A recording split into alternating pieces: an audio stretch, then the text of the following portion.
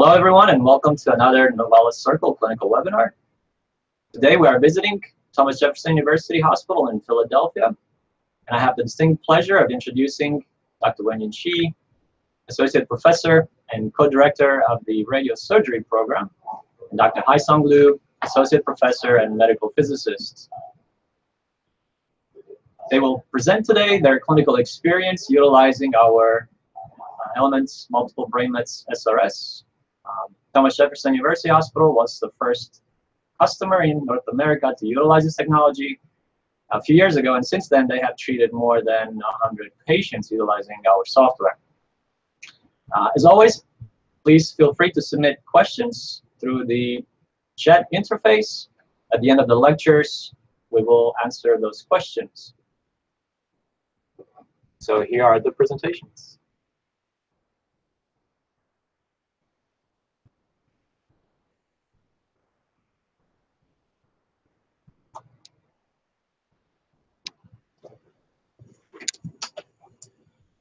Thank you, everybody, to join us on this webinar. I'm Wenyin Shi, and I will kick off this program to introducing some clinical background of treating multiple brain metastases. Then we will transition to discuss the Element software, and at the end of the presentation, we're also going to go over some cases to show some examples. We don't have any disclosure for this activity. As well aware, the incidence of brain metastasis is increasing over time. There's multiple reasons that leads to this phenomenon. First of all, there's improvement of systemic therapy, so the survival of patients increase over time. Unfortunately, when patients who have longer survival and the risk of developing distal metastasis, including brain metastasis, also increase. And also, we have an aging population, and more patients will at risk. And we have improved imaging technology with high-resolution MRI scan, so we're able to identify much smaller brain metastasis, which was usually not identified before. And there's really have been a paradigm shift towards more focused radiation treatment, radiosurgery or fractional radiosurgery for patients with brain metastasis. Currently, there's high-level evidence to support using radiosurgery alone without a whole brain for a patient who has a limited number of brain metastases, particularly 1 to 4 brain metastases. As you can see here, as a summary table, I included some of the key randomized trials indicating that there's no compromise in overall survival if we're omitting the whole brain up front.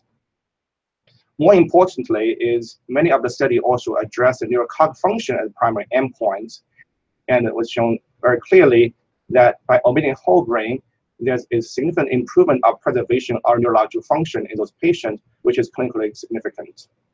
As a result, radiosurgery is considered a high level of evidence by the NCCN guideline for patients with limited brain metastasis, and ASTRO Choose Wisely initiative also included do not routinely add adjuvant whole brain radiation treatment to stereotactic radiosurgery for patients with limited brain metastasis. There's also effort looking at treating patients with more brain metastasis with radiosurgery alone. And several studies has been shown that the number of the brain metastasis does not really predict outcome, but is what's the total volume of the brain metastasis. The highest evidence using radiosurgery alone for patients with multiple brain metastasis coming from Dr. Yamamoto's experience. In this prospective registry studies, they have over 1,200 patients with 1 to 10 brain metastasis, and they all were treated with radiosurgery alone with gamma knife. And they select patient who has individual lesion less than 10 cc and the total brain met volume less than 15 cc. And the prescription dose is 22 gray for small lesion and 20 gray to larger lesions. As you can see on the survival curve, compare a patient with 2 to 4 brain metastasis and 5 to 10, there's no difference in survival. As a result, that support the use of radiosurgery alone for patients with up to 10 brain metastasis. The subsequent studies by Dr. Yamamoto, I was all looking at the patient who has even more brain metastasis, even more than 10. This is a case match study looking at patients with 2 to 9 brain metastasis, as well as more than 10. As a result, you can see there's no difference in overall survival or neurological death-free survival. So that is also support some of the practice used treating radiosurgery for more than 10 brain metastases. However, the neurocognitive impact using radiosurgery alone for patients with more than 4 brain metastases is less known. And this is a study by the same group, which using the mini-mental status, which showing that there's no deterioration. However, mini-mental status test is not a sensitive neurocog testing instrument. The more comprehensive neurocog testing rely on having verbal learning test, trail making test, and a controlled oral word association test, which has been utilized in the most of RTOG and NRG trials. And there's also some development using computer assistant or iPad software to make this test more user-friendly. And some apps I showed here, including the Cognition by Brainlab, was one of the examples. Currently, in our institution, we select patients for radiation treatment for brain metastasis in a multidisciplinary clinic. And in general, if patient who has 1 to 4 brain metastases, radiosurgery alone is a preferred option, unless they have very sensitive histology, such as small cell or other or lymphoma. And if patient who has 5 to 10 brain metastases, we still consider radiosurgery as a first choice, and we preferably put all the patient on trial, which is an in-house trial focusing on evaluating the neurocognitive function for the patient after radiosurgery to 1 to 10 brain metastases.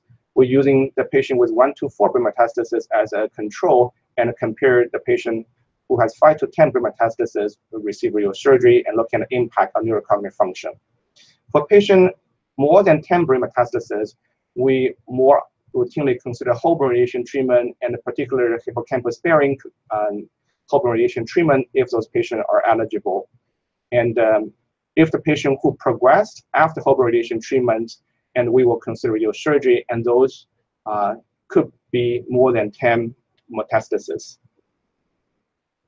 And there are obviously a lot of technical challenges when we are moving from single targets or a few targets of brain metastasis to multiple brain metastasis. There are multiple solutions currently being utilized in clinic, including gamma-based systems, LINAC-based systems. But we can summarize in this approach into 2 major categories. One is multi-isocenter techniques. Basically, we treat each individual brain metastasis individually, and this is will be a perfect example for gamma knife or cyber knife approach, as well as some of the LINAC approach.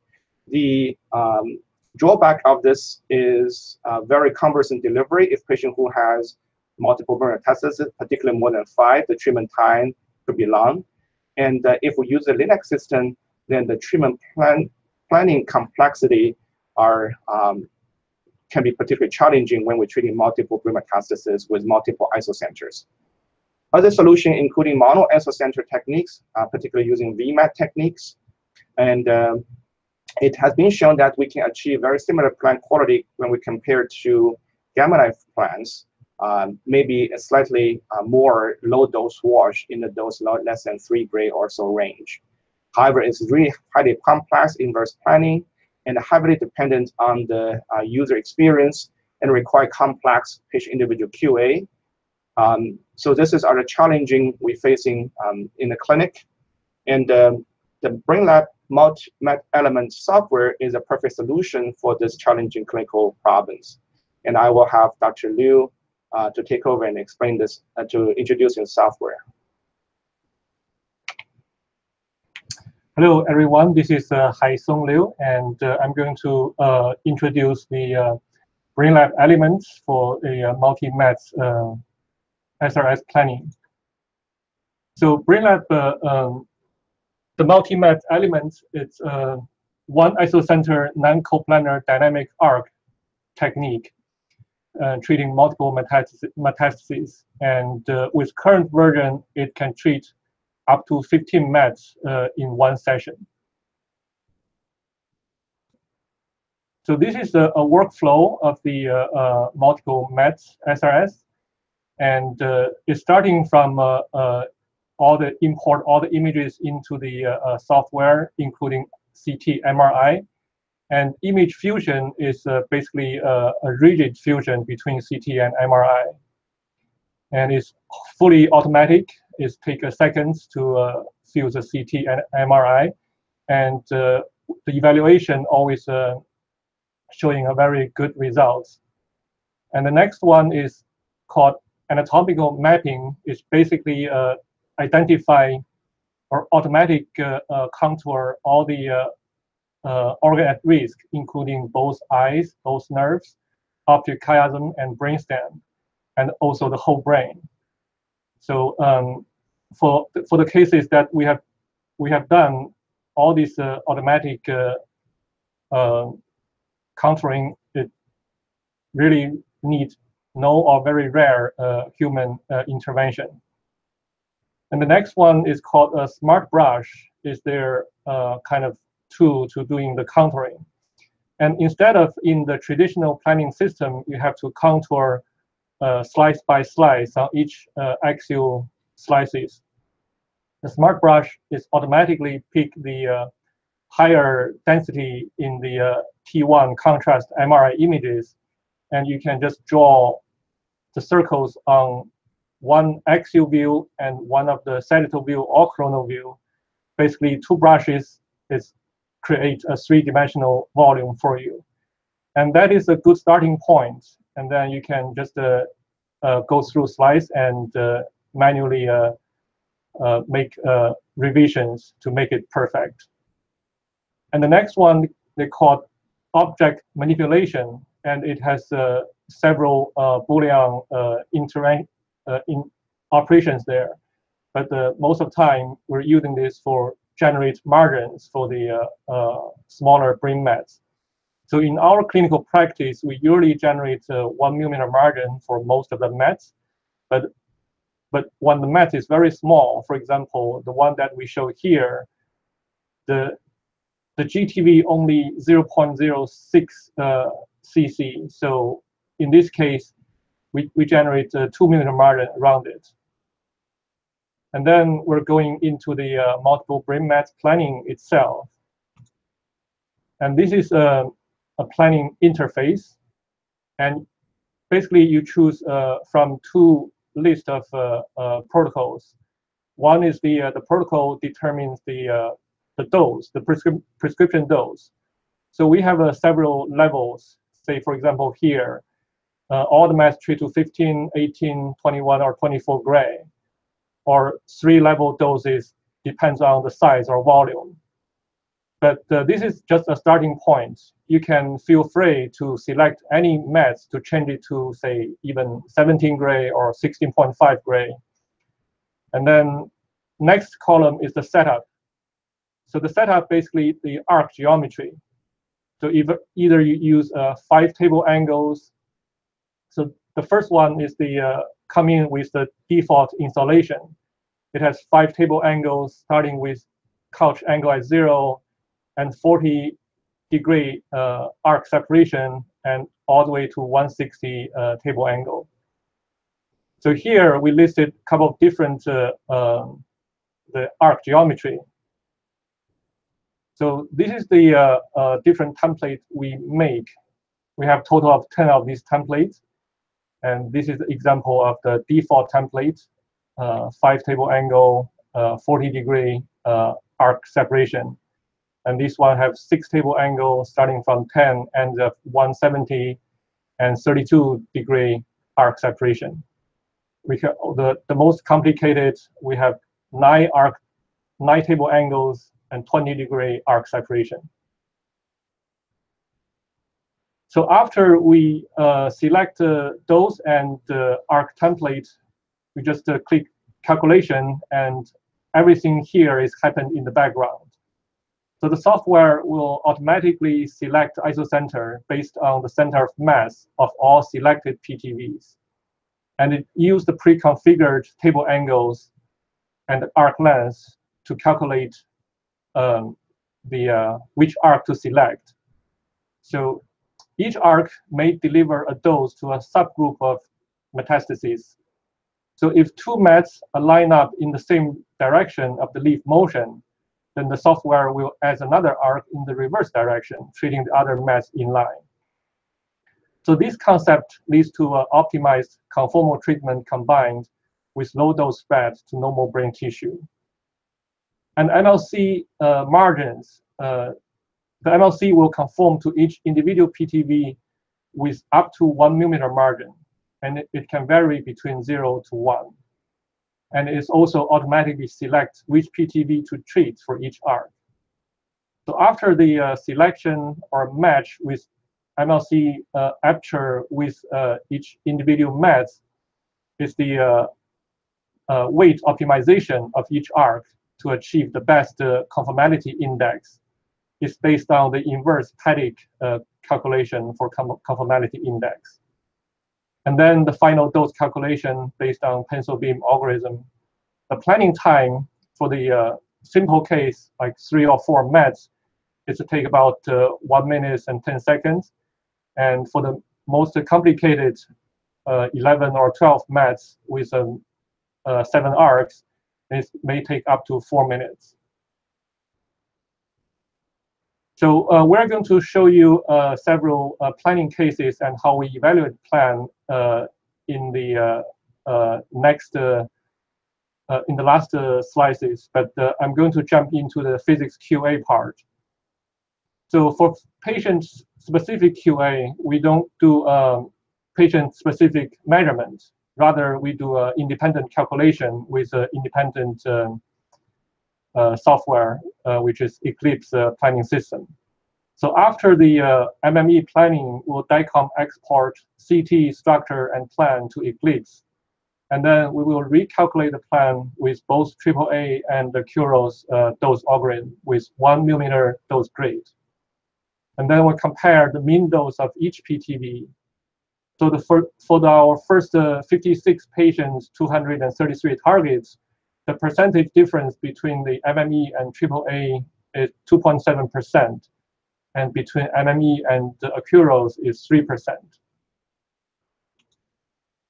And also, we observe that the smaller the PTV volume, the larger the percentage difference. And our Eclipse calculation or Eclipse planning system is not configured for small fields. So our smallest output factors, PDD and dose profile, ends at field size 3 centimeter by 3 centimeter.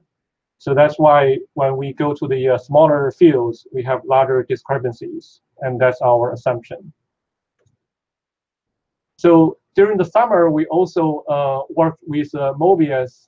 We sent a couple of our cases to Mobius, and they use their Mobius 3D or Mobius fraction check with our TrueBeam trajectory files to calculate the TPS calculated dose and Mobius calculated dose, and also the real delivered dose coming from the back projection calculation from the TrueBeam trajectory file. And one of the good things I like this software is, other than the mean dose, it also provides us 90% coverage, or even probably 95% coverage as you defined, so that it's more meaningful comparison. So for the other several tests we did, initial commissioning, one is the hidden target test. We usually do a hidden target test for the BB at isocenter. But for this one, we put the BB at the off-center location. In this case, it's almost 9 centimeter in 3D, far away from the isocenter. And then we treat the random phantom with patient treatment protocol and IGRT tolerance at the same we treat a patient. And then we require epic images at each start and stop angle if this is available. So in this example, this is arc number 1, gantry at 270, table at 0. So you can see this is the intended to treat the BB here. And this is the epic image we got. And visually is at the center of this MLC aperture. And this is arc number 2 with a table at 70, gantry at 160. And you can see the other 2 mats are here. And this is the BB here, and that's still at the center of this MLC aperture. And for quantitative analysis, we import all these, we acquire actually a total of 10 IPID portal in this test case, and we import them into the read analysis software. And you can see the results. On the lateral direction, we have 2 ports, or 1 port over 1 millimeter. And on the longitudinal, we have 2 ports a little bit over 1 millimeter. All the other ports is within plus minus 1 millimeter. And another test, we use our delta 4 phantom, which is a 3D diode array phantom. We intentionally put all 10 mats on the on diode, and this plan have the 10 mats range from 1 centimeter to 1.3 centimeter diameter, 0.3 to 0.4 cc, and we use 6 MV flattening filter-free mode to treat these 10 mats. And on the middle picture, it's showing the dose profile along the blue lines here, and you can see the red line is the planned dose, and the green dots is the diode measurement. So it's matched with very good results. And for a 3% dose deviation, 1 millimeter DTA, we get a gamma passing rate of 99%. And that's based on almost 400 diodes. So we also did a 3D gel phantom, and this whole process, we did this with a Greece company called RT-Safe. We sent an anonymized patient CT to them, and they built this skull and internal bony structures phantom using 3D printer, filled with gel, and sent back to us. So we treat the gel phantom as if treating a patient, and then use their provided protocol to do a post-irradiation MRI, and they will provide all the analysis for us. So this is the plan that we make. It's a 9 targets plan. The smallest volume 0.1 cc and largest 0.5 cc. And 24 gray prescription, about 30 gray at each target center. And this is the compare between the planning CT versus the post-irradiation MRI. And after the fusion, we can see that the colored circle here are the intended to treat targets, and the black hole is what we irradiated.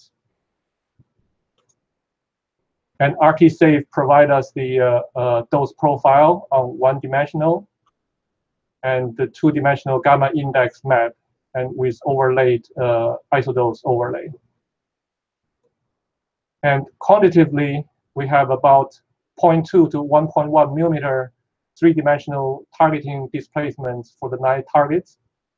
And D95 for 9 targets are range from -2 to 6.5%. And the gamma passing rate is 99%. So Dr. Shi going to continue with our current clinical experience and plan evaluations. But since implementation of this multi-mat element software in our institution and probably about a little bit over 2 years ago, this is quickly being embraced, and we have a very, very steady flow of patients. And currently, in the past about 2 years or so, we have already treated over 100 patients using this software. For patients with single brain metastasis, we're just using the standard Brainlab iPlan system to plan. As you can see, based on our treatment guidelines, majority of patients are still patients with limited brain metastasis, 2 to 3 brain metastasis, comprise about 50% of our total volume.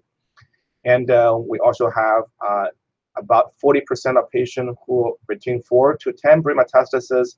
The only very select patients are getting radio surgery for 10 or more brain metastasis, usually for recurrence, or a patient who has highly resistant tumor and without interruption for chemotherapy for other consideration. this is just our initial evaluation for our overall L count local control and intracranial control rate. As you see, we have close to about 90% local control rate at the 6 months, and we have not really seen any high-grade toxicity. And those numbers, without digging into more detailed gut histology and GPA, are in bar with historical data. And I want to go through some of the planning philosophy we have here in our institution, and then I will show a few cases, hopefully to illustrate those points and make it more meaningful to you. So first of all the currently the MLE software came with a default template, as Dr. Liu already mentioned, which is the 40-degree couch separation with a 5-table angle. And this is as shown on the first graph on the top left-hand side. Then we quickly learned that using one template is not sufficient, and one template is not necessarily the optimized template to use, because the distribution number and the volume of the brain metastasis vary greatly from one patient to the other. As a result, we developed multiple customer templates using different table angle as well as arc separation. And then we run all of those different templates for each cases, and we select cases based on both dosimetry, the ideal dosimetry. As you can see, here are the list of the 10 currently tested templates, and there's different number of arcs from 5 to 9 arcs, and arc separation anywhere from 40-degree to 20-degree. And of the 100 or so cases we treated, as you can see, this is a histogram distribution of which arc we end up picking as result based on the ideal dosimetry. So it's relatively evenly distributed, with most of the arcs or template we picked are using around 6-table angle between 28 to 35-degree separation, as highlighted in the yellow. And the default template does being used as well. But we will also see that if we using more table angles, such as 7 to 9 table angle or even 10 table angle, we not necessarily getting more better results, is diminished return. And when we're running very complex cases, and more table angle not necessarily help, and stress out the planning system sometimes. And another key parameter we're looking at the dose is V12. We know that the V12 is linearly related to the individual brain metastasis volume, and we have a quick reference point to give us idea if brain metastasis, single brain metastasis, certain volume, which the roughly V12 range will be to help us to evaluate a plan. And the software also gives you pretty user-friendly features based on DVH. You can look at each individual V12, which here as example in the highlighted area, you can see the individual V12 is 2.6 cc. And we evaluate each individual V12, and if a clustered metastasis, will also make sure the V12 isodose line does not converge, or the converged isodose line still have a limited number, a limited volume of V12 total volume. And this is one of example. We use individual V12 to help us to dose this prescription. This is a patient with 4 metastases, as 2 relatively large brain metastases, 5 cc and 10 cc.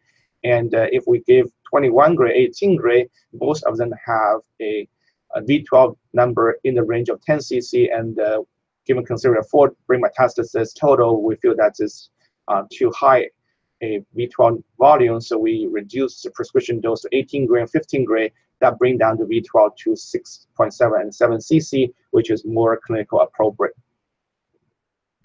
And this software also give us a very well detailed parameters of each lesion. For example, here, as you can see, 9 brain metastases, we will have the volume of the metastasis, maximum dose, minimum dose, as well as the mean dose, and a conformality index. And that also help us to further evaluate if something that's outlined, that we can potentially individually evaluate something need to be adjusted. And based on our current experience, we look at all our brain metastasis plan with element software as listed in the first column. You can see the conformality index is quite much in bar as the VMAT plan or Gamma Knife plan based on our own institutional experience published in the prior paper. And the gradient index is actually favor compared to VMAT planning and very comparable to the Gamma Knife plan. The isodose line is very similar to what we usually do with a single target around 80% isodose line. One other important feature or the issue we need to recognize is the off-axis effect.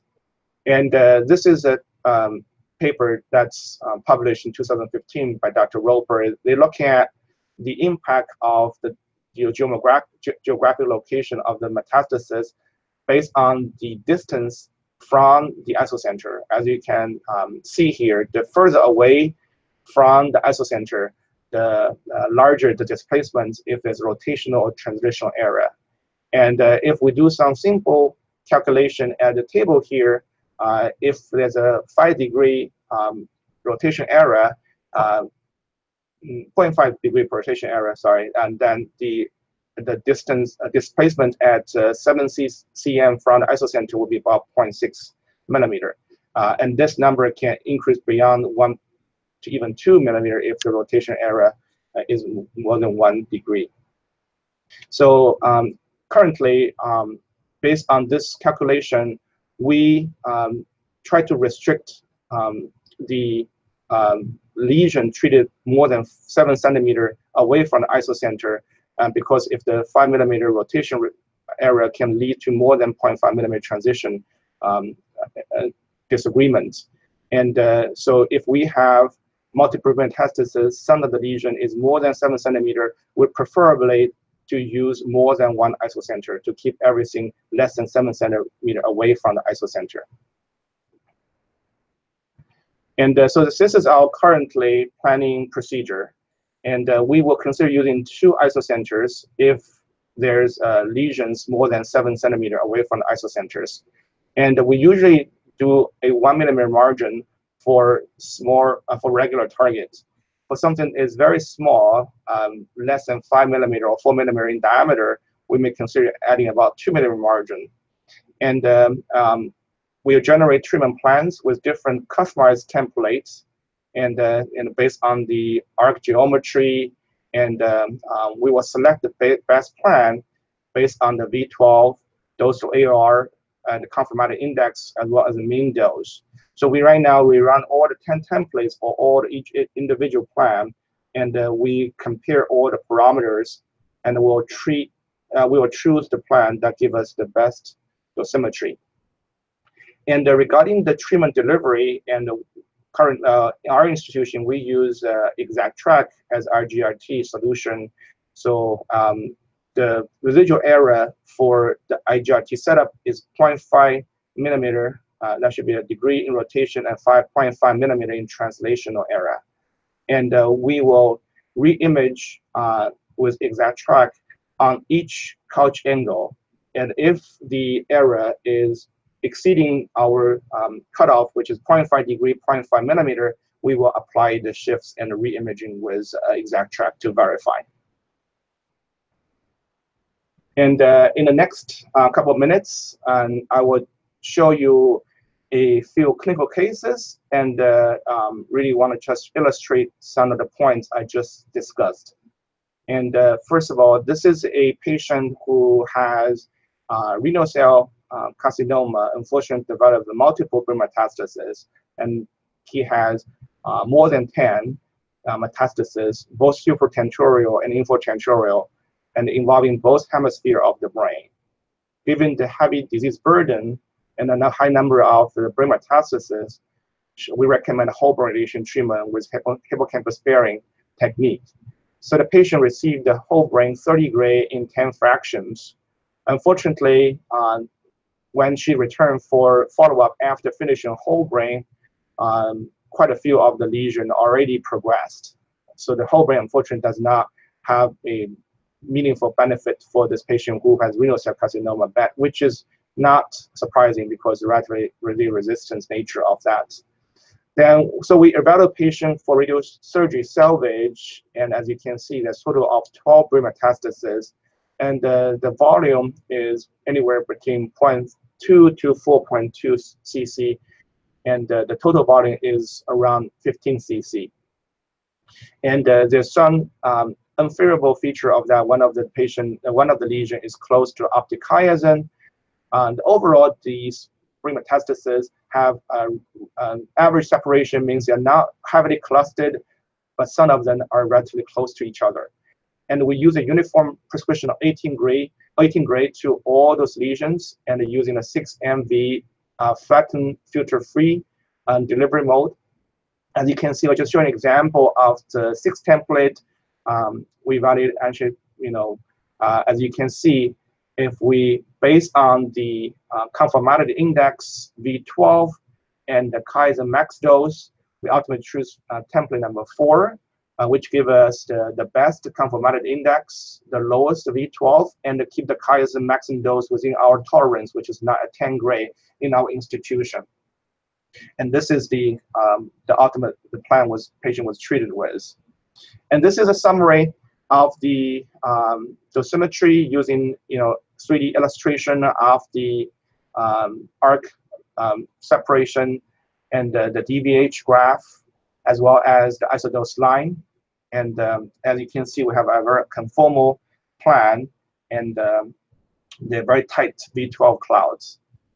And we also look at individual V12, as mentioned earlier, to see if any individual lesion or cluster brain metastasis, those need to be adjusted.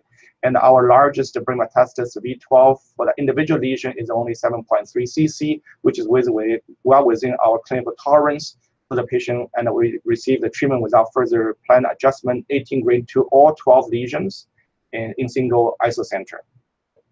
And this is the post-treatment follow-up MRI scan.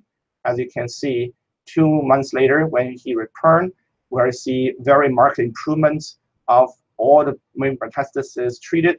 Some achieved even a CR, as shown here, and some of the large lesion is significantly reduced in size. So we have very, very favorable clinical outcome with no toxicity. And the second case is a patient with with melanoma with multiple brain metastases. This patient has 11 brain metastases, relatively well distributed, means we have good separation. There's no cluster lesion, and this patient's number of lesion is slightly above our usual cutoff of 10 brain metastases. However, it's a melanoma histology with highly radio resistance, and also with systemic disease burden require initiation of systemic therapy quickly. We ultimately agreed to give him radiosurgery, and we also treat every single one with 18 gray with 6 MV flattened filter-free mode. The mat are pretty small. The total volume of the brain metastasis is only about 5 cc or so. And this is the dosimetry illustration here. As you can see, very nice DVH, very conformal dose distribution. All the mets were getting the prescription dose, and the volume average of a conformality index is very good, as 1.3. The total V12 is only 12 cc with 11 mets, and the mean brain dose is 1.6 gray, also is favorable.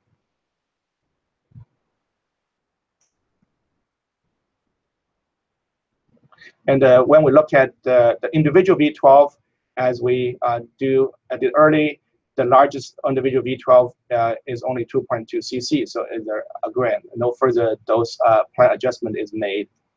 The next case I want to show you is a case with 2 large brain metastases, as a patient with stage 4 non-small cell lung cancer.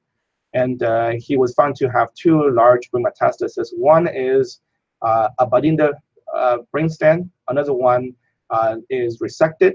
So it was evaluated by radiosurgery.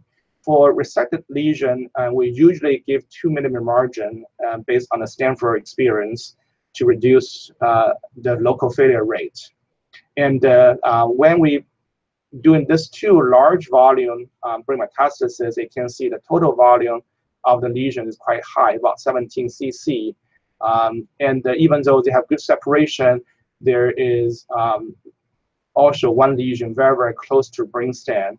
So as a result, we decided to use a fractional regimen. So the software is also allow you to plan fractional radiosurgery, so you don't have to do everything in one delivery. You can do 3 or to 5 or whatever fractionation size you prefer. So we end up using the A grade times 3 to the left temporal one and 7 grade times 3 to the brainstem one to observe the brainstem tolerance. And this is a 4-arc plan, and as illustrated here. And this is the DVH. As you can see, we have an excellent comfortability index of 1.2, and the brainstem 0.5 cc dose is very, very favorable at 21.5 gray. And this patient was delivered with 3 fraction over 3 different days. The last case I want to show you is one with a complex distribution. And this is a patient also who has brain metastasis from melanoma, and required radiosurgery to all those lesions. And as you can see, he has one dominant lesion, which is quite sizable, is about 13 cc in size, and other lesions are pretty small, usually is sub-centimeter, and then some lesions are relatively close to each other, but overall has reasonable separations. And this is a couple of arcs we evaluated. As you can see that when we have the very uneven distribution of the size and of the lesion, as well as geographic variable in location, the arc, the templates make a huge difference. As you can see, just for the 6 template we show you here with different arc separation as well as number of arcs, you look at the conformality index vary from a 1.4, which is very, very favorable, to 4.2. And the total V12 vary from 77 cc to as high as 177 cc by the default template. So ultimately, the patient, because the large V12 and the high number of brain metastases, we using a fractionation regimen and A grade times 3, and they use a template 3, which a good conformality index of 1.4, and the V12 cc is 77.7. And this is the illustration showing you that the distribution as well as the DVH, because there are large lesion of the brain metastasis, the V12 is 39 cc. However, this patient is fractionated, so that's a very reasonable accepted V12. So as a summary, and so we feel that radiosurgery alone is a very appropriate option for patients with multiple brain metastasis, and that's really being adopted globally. And the treatment for patients who has multiple brain metastasis with radiosurgery, we expect to continue to rise. However, further prospective study is really needed to better understand the neurocognitive impact from radiosurgery for patients who has more than 4 brain metastases. And prospective trials will address this. And the multi-mat element software is highly efficient for treatment planning for patients who has multiple brain metastases. It's really minimized intra-observer variation, and the plan quality is highly comparable to multi-isocenter plans as well as gamma knife plans. The delivery time is very short, and that's really help with the patient experience as well as clinical flow. And lastly, I will just show some acknowledgement to all the people who helped this available and feasible, including our neurosurgeons, our radiation oncologists, dedicated dosimetrists, and many physicists, administration support, as well as Brainlab collaboration with us. Okay. All right. So we'll save the last few minutes to answer some of the questions.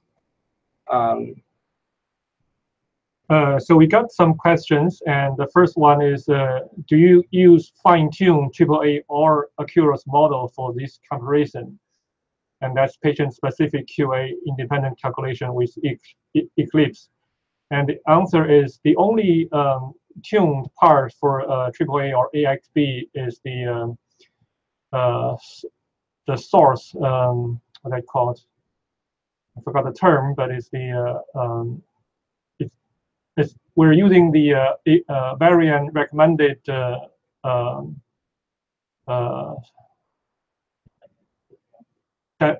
it's the source size, which is for both AAA and AXB variant published technical bulletin.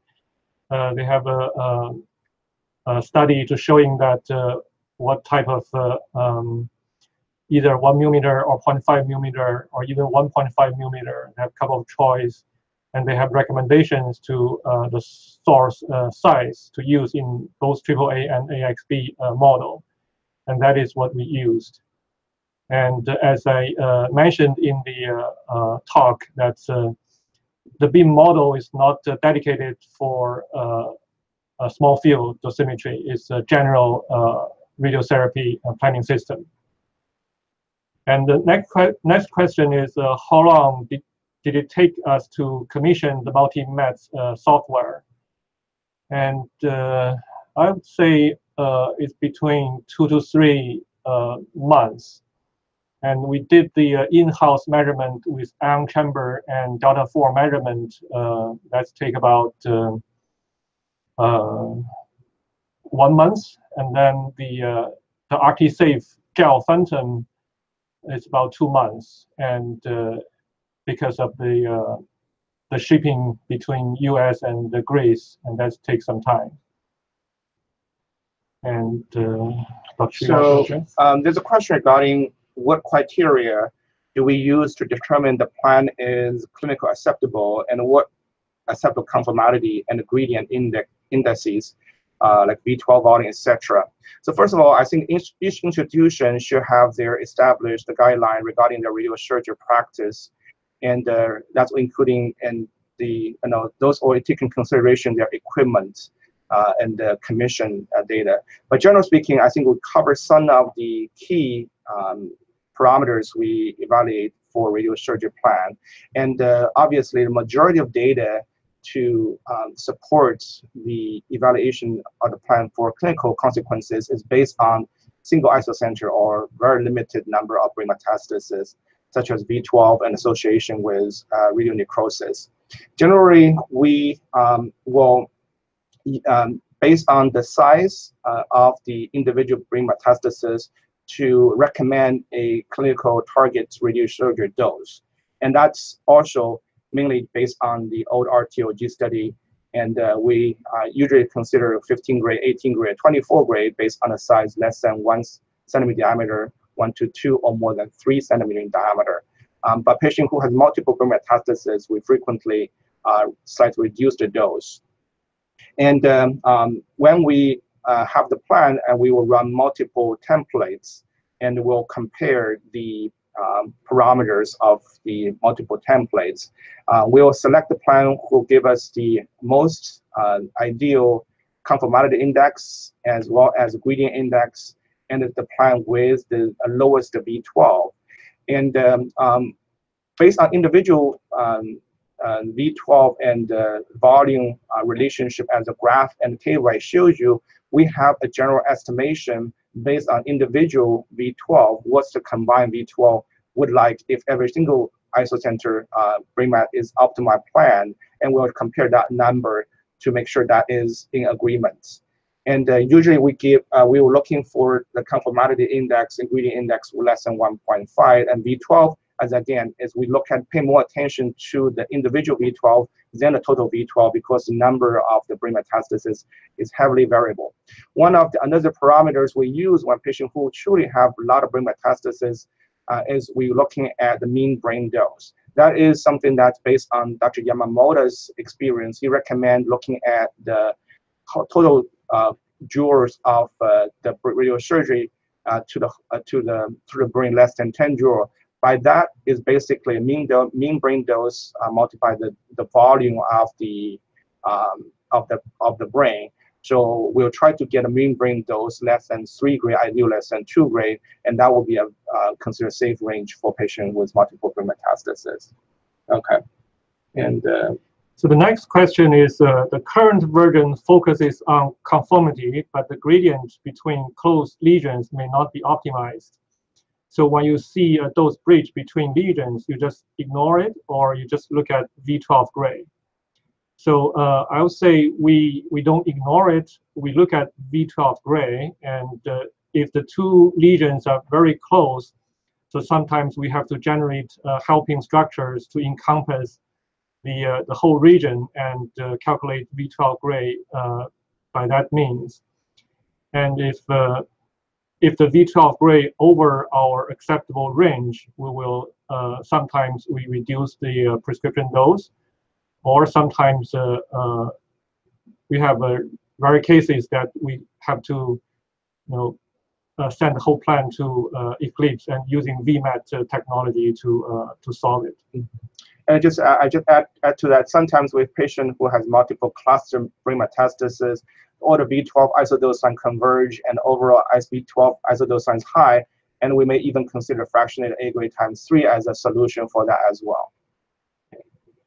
And the next one is, was there a reduction in planning time or treatment delivery time using MME versus previous treatment planning system? The answer is yes, definitely. We used a Brainlab iPlan before.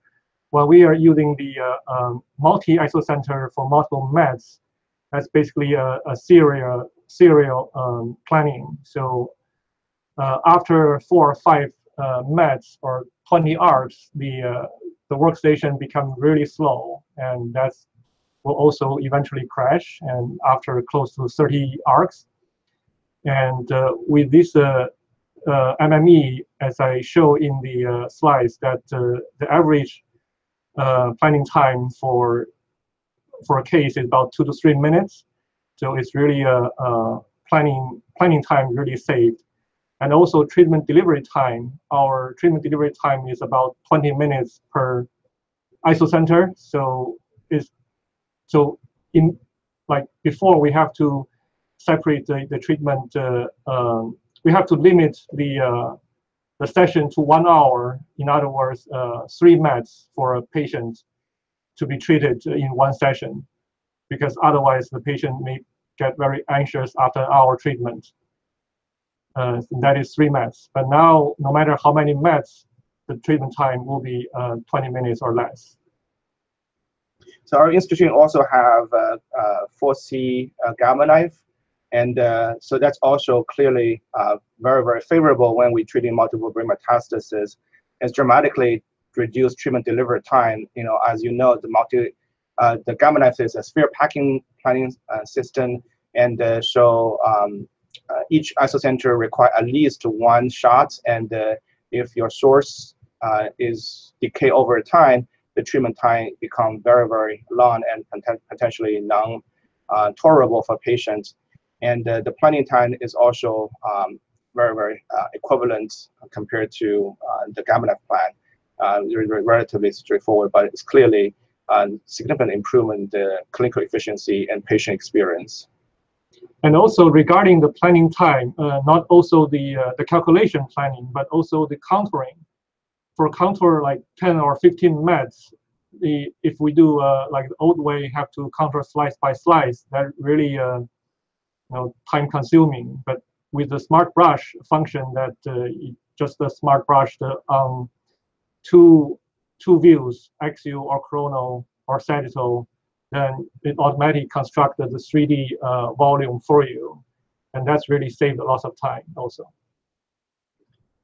Great, thank you very much to all of you for your participation and for submitting questions. And a very special thank you to Drs. Shi and Liu for their lectures and for sharing their clinical experience utilizing the Brainlab multiple BrainMets SLS element with us today. As always, the webinars are recorded and they are available on the Novalis Circle website if you'd like to rewatch them or watch them in the future. And for those of you who participated, credits are available provided that you have a successful completion of the survey following up the webinar. The next Novalis Circle webinar will be a technical webinar. This actually will be on Friday, November 17th. And we will address some planning considerations that will help you improve the dosimetric output of the software when you have more complex cases. In particular, answering questions to what can you do to reduce bridging dose between lesions that are very close to each other. If you join the webinar on Friday, we will teach you how to do this within the BrainMets SRS element. Thank you to all for your participation again, and for any follow-up questions, please feel free to use the forum on the Novalis Circle page, and we'll see you next on the next webinar.